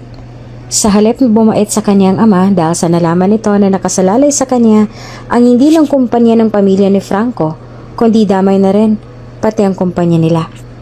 Nagalit pa talaga ito sa kanya. Galit na galit ito dahil sinadya niya raw na isama si Ali para takutin ang stepsister niya at sirain ang gabi na ito. Kaya bago pa man mapuno si Hannah, bumalik na siya kung saan niya iniwanan si Ali kanina at sinabi na gusto niya nang umalis doon. Hindi naman nagtanong si Ali kung anong dahilan at nagpatianod na lang ito sa kanya. Sa sobra niyang pagmamadali na lumayo sa lugar na iyon, ay hindi na rin sila nakapagpaalam kay Sam. Pasensya ka na talaga sa nangyari kanina, Ali. Panimula niya na makapasok sila sa loob ng sasakyan. Hindi ko naisip na ganun palang magiging reaksyon ni Dad at ang pamilya niya. Pasensya na kung may hindi man siya magandang sinabi sa'yo. It's okay. Wala ka namang kasalanan sa nangyari. And besides, I should be the one to apologize. Hindi ko alam na makikilala ko ng magulang ng ex-fiancé mo. Wala naman akong plano na takutin sila sa pagpupunta ko ron. Gusto ko lang talaga na samahan ka. Bumuga siya ng malalim ng paghinga. Wala kang maling ginawa, Ali. Naiintindihan kita. At hindi mo kailangan na humingi ng pasensya sa akin dahil doon. Pero dapat, nung una pa lang, ay iniisip ko na posible na magkaganon nga ang reaksyon ng aking ama. Hindi na sana nangyari. Hindi na nagawang tapusin pa ni Hannah ang sasabihin niya nang dumukwang palapit sa kanya si Ali at sinakop ang labi niya para patahimikin siya. I told you hindi mo kasalanan yan, so stop blaming yourself. And just let me kiss you. Kanina pa ako inaakit ng mga labi mo. It's hard to continue stopping myself. Malalim ang timbre ng boses nito bago muling inangkin ang mga labi niya. Pero this time, mas mainit na ang halik na yon kesa nung nauna. At katulad nga ng sinabi ni Ali ay hindi siya nagpumiglas. At hinayaan ni Hannah ang sarili na tugunin ang halik nito na sing-init ng uri ng paghalik nito sa kanya. Parehong naging malikot ang kanilang mga dila at kamay. Pareho silang nilamon ng pagnanasa at init ng kanilang katawan. Nagpa siya ang dalawa na magtungo sa pinakamalapit na hotel at nang sandaling makapasok sila sa loob ng hotel, ay naglapat uli ang kanilang mga labi at para bang sinisilaban ang kanilang mga katawan. Parehong pagnanasa ang naghahari sa kanila sa mga sandali na yon. Sa mismong gabi na yon ay walang pagdadalawang isip na isinuko niya sa doktor ang kanyang pagkababae. Bagay na ipinangako ni Hannah na isusuko niya lang after ng kasal. Really? Naniniwala ka sa babaeng yan, Ali? Galit na tanong ng ina ni Ali matapos malaman ang tungkol sa namamagitan sa kanilang dalawa ni Hannah. Sa totoo lang ay hindi alam ni Ali kung paano nga bang nalaman ng kanyang ama, gayong wala pa naman siyang sinasabi dito tungkol sa kanilang dalawa ni Hannah. Bigla na lang itong dumating kanina sa opisina niya at galit na galit dahil hindi raw nito matanggap ang relasyon nilang dalawa ni Hana. Marami ako nababalitaan tungkol sa babae na yan at hindi ako boto para sa kanya. You don't deserve a woman like her. Marumi siyang babae at marami ng lalaki ang dumaan sa buhay niya. Huminga naman ng malalim si Ali. Mom, mahal ko si Hana. Pwede ba wag niyo na siyang siraan sa akin? Mahal? Ilang buwan pa nga lang kayong magkakilalang dalawa. Mom, it's not about how long we've known each other. Ang mahalaga ay alam ko sa sarili ko na mahal ko siya. Kaya please, huwag niyo na po siyang sisiraan sa akin dahil kilala ko si Hana at ibang-iba siya sa sinasabi niyo. Kung saan niyo man narinig ang lahat ng mga sinasabi niyo sa akin ngayon, for sure, gusto lang nilang siraan si Hana sa inyo. Paliwanag naman ni Ali sa ina. Naiinis na siya ngayon dahil sa lahat ng mga sinabi nito kay Hana na alam niya na wala namang katotohanan. Sinusubukan niya lang talaga na habaan ang pasensya niya dahil ayaw niya na magalit sa kanya ang kanyang ina. Hindi ko siya sinisiraan sa'yo, Alistair. Nagsasabi lang ako ng totoo. Nagkamali ka ng babaeng pinili mong ibigin. Hindi naman sinabi ni Ali kay Hana na alam na ng kanyang ina ang tungkol sa kanila. Ayaw niya na rin na malaman ito na hindi ito gusto ng kanyang ina dahil nadudumihan ng kung sino man ang utak nito. Pero naiinis na si Ali dahil hindi niya pa nga naaamin kay Hana ang nararamdaman niya at hindi pa nga ito naaalok na maging girlfriend niya ay nagkaroon na agad ito ng problema. Kailangan niya munang masolusyonan ng lahat ng ito bago siya umamin kay Hana dahil hindi pwede na patuloy ito dahil alam niya na sa huli ay si Hana lang din ang masasaktan. Alistair, nakita mo na? Isa yan sa patunay na maraming lalaki ang babae na gusto mo. Sabi ng ina at may inilapag pang picture sa harapan niya. Pictures iyon ni Hana na may kausap na lalaki sa tapat ng pinto ng condo unit nito. And you really expect me to believe this, Mom? Naiinis sa tanong naman ni Ali sa ina. Kilala ko ang lalaking to. And is one of my assistants. Kung sino man ang nagpadala sa'yo ng picture na to, ay naninira lang.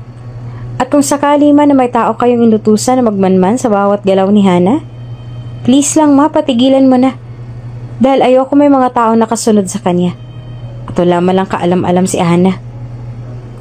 Mabuti na lang at parang sumuko na rin ang kanyang ina dahil ipas ang isang linggo ay wala na ulit itong nabanggit tungkol sa pagkakadisgusto nito kay Hana. Siguro ay kinausap din ito ng kanyang ama dahil sinabihan niya ito sa tawag na pagsabihan ng kanyang ina tungkol sa ginagawa nito dahil hindi na siya natutuwa sa lahat ng mga ginagawa nito. May problema ba, Ali? Malambing ni Hana ang tanong at bigla na lang yumakap sa kanya mula sa kanyang likuran habang nasa veranda sila ng kondo at nakatingin sa malayo. Hinawakan at hinaplos ni Ali ang kamay ng dalaga na nakayapos pa rin sa kanya. Wala naman. Why did you ask? Kung ganon, bakit? Tila yata sobrang lalim ng iniisip mo. Umikat siya paharap sa dalaga. Nakayakap pa rin ito sa kanya at ang mga mata ay inosente at nagtatanong na nakatingin sa kanya. Hana? Will you be my girlfriend? Natigilan ito sa biglang tanong niya. Ilang beses din ito napakurap-kurap sa kanya. Huh? I said, will you be my girlfriend? Pag-uulit niya sa kanyang sinabi at mas lalo lang na naistatwa si Hana. Kung kanina ay mabilis ang pagkurap nito, ngayon ay halos hindi na ito kumurap. I thought of this for a long time. At sa tingin ko hindi ko na kayang ilihim ang nararamdaman ko sa'yo. It's hard to act cool when you're around. When in reality, I'm a fool for you. So I finally gained the courage to ask you to be my girlfriend. Will you be my girlfriend? And let me court you until the end? When you say feelings, ang ibig mo bang sabihin ay gusto mo ako? Kaya mo ba ako inaalok na maging girlfriend dahil gusto mo ako? Nauutal na tanong nito. Ang mga mata naman ng dalaga ay mas makinang pa sa mga bituin sa kalangitan. Inabot naman ni Ali ang mukha nito at ikinulong sa mainit niyang palad. Hindi lang kita basta gusto, Hana. Gustong gusto kita. Na nababaliw na ako sa'yo. Nangingilid naman ang mga luha sa mga mata ng umiti si Hana. Gusto rin kita, Ali. At oo, pumapayag ako na maging girlfriend mo. Pagkasabi nito sa mga kataga na yon, ay bigla itong tumingkayad para paglapitin ang labi ng dalawa. Sa ilalim ng libo-libong makikinang na bituin, ay binitiwan ni Ali ang pangako na walang araw na hindi niya mamahalin at papasayahin si Hana. Gagawin niya rin niya ang lahat para mabigay niya ang lahat ng gusto nito. At isa pa nga, pangako niya ay ang araw-araw niya itong liligawan. What's this, Mom? Kunot noong tanong ni Ali sa ina na dumating sa penthouse niya at may dala na naman itong pictures. A proof? Kalmanting sagot naman ng ina. Tingnan mo at ikaw na mismo ang humusga. Sinunod ni Ali ang sinabi ng ina. Inilabas niya mula sa brown envelope ang mga pictures na nagpakunot naman sa noon niya nang makita kung sino ang nasa picture. It was his girlfriend and her ex-fiancé. Nasa isang restaurant ang dalawa. Nag-angat naman ng tingin si Ali sa ina. Ano na naman ba to, Mom? Sabi ko naman sa inyo na tigilan nyo ng kakapasunod sa mga tauhan niyo sa girlfriend ko eh. Hindi ko siya pinasundan. May nagpadala lang sa akin ng picture na yan. Dahilan ng ina. At saka, hindi ka pa rin ba natatauhan hanggang ngayon? Hindi pa rin ba sapat ang mga picture na yan para maniwala ka sa akin na walang kwentang babae ang Hana na yan? Lalakero siya at yon ang mga dahilan kung bakit hiniwalan niya si Franco. At sa stepsister niya ito nagpakasal. Hanggang ngayon ay kinakatagpo pa rin niya ang ex-fiancé niya kahit na engaged naman ito sa stepsister niya at may namamagitan pa sa inyong dalawa. Nagbuntong hininga ng malalim si Ali. Look, Mom, kahit anong gawin niyo, hindi ako maniniwala sa mga sinasabi ninyo dahil kilala ko ang girlfriend ko. May tiwala ako sa kanya. Hindi naman alam ni Ali kung ano pa bang kailangan niyang gawin para tigilan ang kanyang ina si Hana. Ang akala niya pa naman ay tumigil na ito noong una pero patuloy pa rin pala ito sa ngayon. Kailangan niya talagang malaman kung sino nga ang tao na nagdudumi sa utak ng kanyang ina para mabigyan niya ng leksyon sa ginagawa nito. Leave my son, Hana. Iyon ang seryoso na wika ng ina ng nobyo niya na bigla na lamang kumatok kanina sa pinto ng kondo niya at kung ano-anong mga sasakit na salita ang sinabi sa kanya. Tinawag pa siya nito na isang babaeng mababa ang lipad. Mahal po namin ni Ali ang isa't isa. Mahal? Galit na pinutol nito mga sasabihin niya. Hindi mo mahal ang anak ko. Mahal mo lang siya dahil may pera siya. Pero kung wala siya na hindi mo siya mamahalin. Dahil kilala ko ang isang kagaya mo. Pera lang ang habol mo sa kanya. Kaya ang mabuti pa ay ikaw na mismo ang kusang lumayo sa kanya bago pa man ako tuluyan na maubusan ng pasensya. Wala ka rin namang magandang maidudulot sa kanya. Alam ko ng lahat ng baho mo. Hana, kahit ilang beses mo pang subukan na itago ay umaalingaw-ngaw pa rin. Hindi ka nababagay sa anak ko. Kaya ang mabuti pa ay iwanan mo na siya. Dahil kung hindi mo siya lalayuan, ay ako mismo ang kakaladkad sa'yo paalis sa buhay niya. And you don't know what I can do. Hindi lamang yon ang sinabi niya sa kanya ng ina ni Ali. Marami pang mga masasakit na salita ang ibinato nito sa kanya at talagang pinagbantaan pa siya nito kaya wala na siya nagawa. Kundi ang sundin na ang gusto ng ina ni Ali. Ayaw niya rin sanang madamay pa si Ali sa galit sa kanya ng kanyang ina. Alam ni Hana na mahalaga para kay Ali ang Sebastian Hospital at sa pamilya niya. At mga mamahalin yun kaya hindi niya hahayaan na walang makakuha sa kahit anong ama ni Ali dahil lang sa kanya. This is your fault, Mom. Kung hindi ka lang sana nakinig sa kasinungalingan ng pamilya niya, hindi sana lalayo sa'yo si Hana. Ngayon, hindi ko na alam kung saan ko siya hahanapin. Dahil maging ang kaibigan niya, hindi alam kung saan siya ngayon. Inis na wika ni Ali sa mga ina na nag-aalala na rin. Ilang araw na kasing nawawala si Hana. Hindi na alam ni Ali kung saan siya nito hahanapin. Dahil maging si Sam ay walang alam kung saan ngayon ang kaibigan. Inamin sa kanya ng kanyang ina na ito nga ay may kasalanan kaya umalis si Hana. Kung ano-ano raw kasing sinasabi nito kay Hana. Bago ito umalis, ngunit inamin din ng ina na nagawa lamang ito niyon dahil napapaniwala ito ng stepmother ni Hana na naninira lang pala siya. Subalit huli na noong malaman nila ang totoo dahil umalis na si Hana. Hindi na nila alam kung nasaan ito. I'm sorry anak. Masyado ako nagpadala. Sa galit ko na maging makitid ang utak ko. Hindi ako naging bukas para intindihin kayo ni Hana. I'm sorry. Alam ko na ako ang dapat sisihin sa lahat ng to. Huwag ka mag-alala. Tutulong ako na mahanap agad natin si Hana para makahingi ako ng tawad sa kanya. Gustuhin man ni Ali na magalit sa ina ay hindi niya rin ito matiis. Naiintindihan niya na biktima lang ito ng kasamaan ng ugali ng madrasa ni Hana. Doc, biglang pumasok sa loob ng opisina niya si Romeo. Magandang balita, Doc. Alam ko na kung nasan si Miss Hana. Bigla namang nabuhay ang loob ni Ali sa narinig. Talaga? Where is she? May nakapagsabi po sa akin na nakita niya siya sa isang maliit na ospital. Kailangan niyo pong i-evaluate. Posible po na nasa ospital pa rin siya hanggang ngayon dahil mahaba raw pong pila at nakapila siya ngayon. Hindi na nag-aksaya pa ng panahon si Ali at agad nilang pinuntahan ang ospital na sinabi ni Romeo.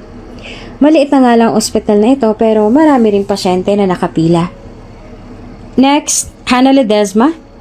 Nang tawagin ang kanyang pangalan ay agad na tumayo si Hana at pumasok na sa loob ng opisina ng doktor. Bumalik naman siya sa ospital na ito dahil yun ang sabi ng doktor nung una siyang i-check up para raw mas makasigurado sa result.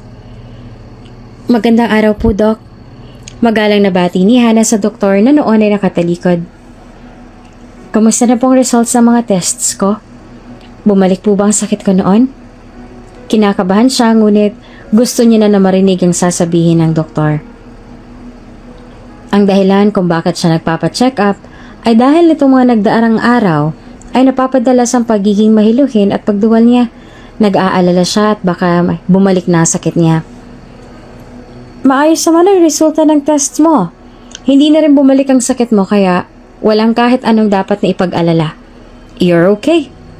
Hindi naman makagalaw si Hana sa kinatatayuan ng marinig ang boses ng doktor at nang umikot ang upuan nito paharap sa kanya. Hindi niya inaasahan na makita ngayon si Ali. Ang pakiramdam niya tuloy ngayon ay panaginip niya lang ito. Abot-abot ang tahip ng puso niya dahil sa kaba ng tumayo si Ali at naglakad papunta sa harapan niya. You're not sick or anything, but you're pregnant. With my child. Hindi agad na proseso sa utak niya ang sinabi ni Ali. Nasa harapan niya na ito at pigil ang ngiti habang nakatingin sa kanya habang pabilis naman ng pabilis ang tibok ng puso niya. Buntis ako? Yes, my love. Inabot ni Ali ang kamay ng kasintahan at marahan iyong pinisil. Kaya bumalik ka na sa akin para maalagaan ko kayo ng maayos sa magiging anak natin? Pero hindi pwede. Aniya, natatakot sa kung anong maaaring gawin ng ina nito pag bumalik siya. Why? Is it because of my mother? Nagulat si Hana sa tanong na ito. Don't worry. Nakausap ko na si Mom and she admitted na nagkamali siya dahil naniniwala siya sa mga sinabi sa kanya ng stepmother mo. Nagsisisi na siya sa ginawa niya at gusto niya makabawi siya sa'yo sa mga pagkakamali niya. May pag-aalangan pa nung una si Hana subalit nang dumating na ang ina ni Ali kasama ang ama at humingi ng tawad sa kanya sa lahat ng mga nasabi ay saka lamang siya pumayag na bumalik kay Ali. Matapos noon ay nagkaroon ng masinsinan na pag-uusap sa pagitan ng pamilya ni Ali at pamilya ni Hana. Bagaman hindi humingi ng tawad sa kanya ang ama at stepmother ay nangako naman ang mga ito na hindi na ulit sila guguluhin at sapat na yon kay Hana. Sa araw mismo ng panganganak niya ay nag-propose na rin sa kanya si Ali. 1 taon lang mula noon ay ikinasal silang dalawa at namuhay ng masaya kasama ang anak nila. Kung bago ka pa lang sa channel na ito, mga kwento ni Ate Jane, Istorya Mo, Ikwento Ko, huwag kalimutang pindutin ang notification bell at subscribe button.